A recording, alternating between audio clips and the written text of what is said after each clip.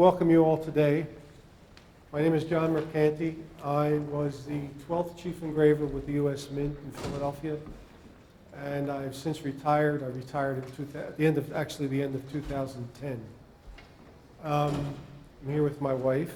I don't get to the West Coast, or I actually never got to the West Coast during my career, and I just want to take you through some photos that I've accumulated over the years of the Mint and some of the construction of the second Mint and the third Mint. And I'll just go through them very briefly, but I think you'll be interested in it. This is the famous painting of the first Mint. This Mint was actually about a block away from the fourth Mint, and in the early '60s they tore it down. It's a shame because they have a history of doing that in Philadelphia. They destroy famous old buildings, and then they suddenly say, "Oops," and then they rebuild them. And they did that with the Franklin Library in Philadelphia, and it's really tragic. But this is a photo of what the Mint looked like, probably back in the 19th century. And there were many stories written up about the Mint. In fact, I'm doing a model of it right now. And right before, in the 60s, right before they demolished it, my father sold real estate. And he sold it for a company called The Guardianship, or something like, what was it? Commonwealth, yeah, one of the insurance companies. And one day at lunch, I went over to this insurance company, and I said, I work for the Mint, and I said, I'd like to know if there was ever any kind of insurance on the Mint. And they looked in their records, and sure enough, they had insured the first Mint. And they had a pencil sketch. And they also had a policy written up that walked you through the Mint room by room. And they gave me a copy of that policy. But these are various rooms of the Mint that were, and these were taken right before they destroyed it.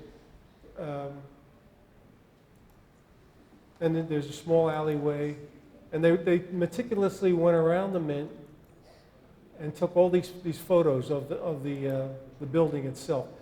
Very small. You wouldn't believe how small it really was. And this is the basement. And they actually used horses downstairs to generate power.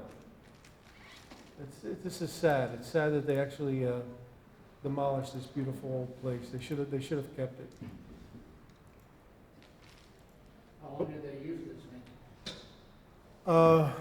I'm not sure. Maybe 60, 70 years before they went to the second Mint. The second Mint was at Broad and Cherry. And when they destroyed that Mint, they kept the pillars.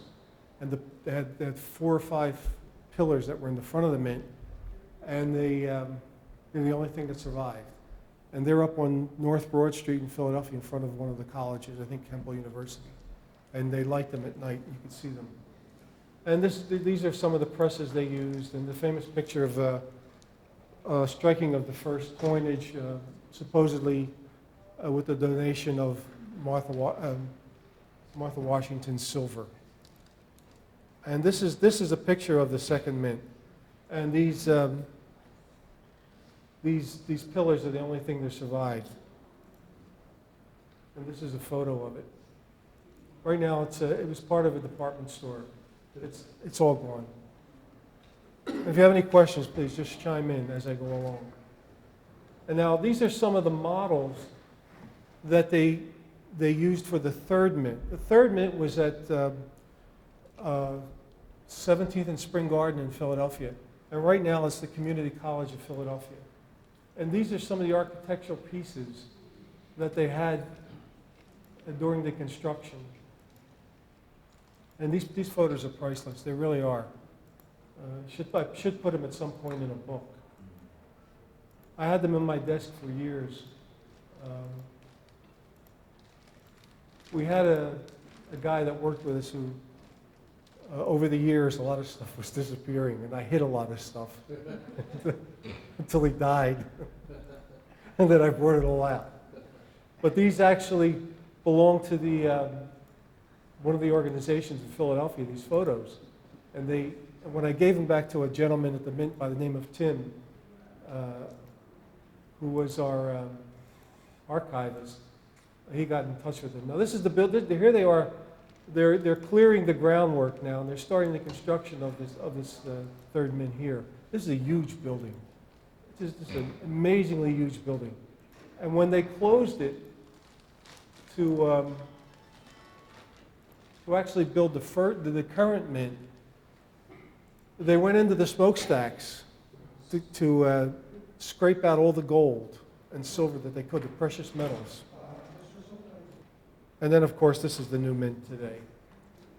This is our new place in Philly. But it was a long transition. It was a great transition. It was the new Mint is self-sufficient. When I got there back in '74, we actually melted our own ingots, created our own ingots. They had a melting platform, and they had these huge cauldrons melting precious metals, and then the metal would flow down, and they'd make this long strips of metal. It was just absolutely incredible. But OSHA got after us, and they said it was unhealthy. We couldn't do it. It was against the law. So back in the '80s, under the Reagan administration, we sold a lot of that stuff to private people.